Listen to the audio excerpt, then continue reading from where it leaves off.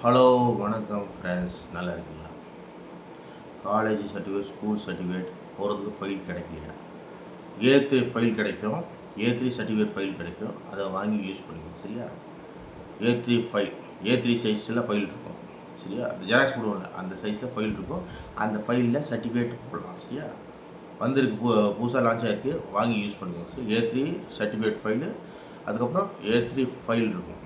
அதுக்கப்புறம் நீங்கள் வந்து அசைன்மெண்ட்டு ஆர் எக்ஸாம் எழுத போது நோட் பண்ணி வச்சுருக்க அந்த பேப்பரில் இருக்குல்ல, அதை போடுறதுக்கு ஃபைல் யூஸ் பண்ணுங்கள், நார்மல் ஃபைல். அதை விட்டால் சைடில் குச்சி மாதிரி இருக்கும், இப்படி 2 புக்கு பேப்பர் மாதிரி இருக்கும், அந்த பிளாஸ்டிக் இருக்கும், அதுக்கு போட்டு முடிச்சு சைடில் குச்சி மாதிரி சொல்லி இருக்கும், அதில் ஊருப்பட்ட ஃபைல் இருக்குது, அந்த ஃபைல் வாங்கி யூஸ் பண்ணுங்கள், சரியா?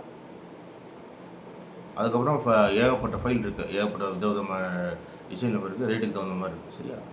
அதாவது காலேஜுக்கு கொண்டு போக போகுது, சரியா? காலேஜ் ஃபீஸ் கட்ட போகுது, சரியா? தேங்க்யூ.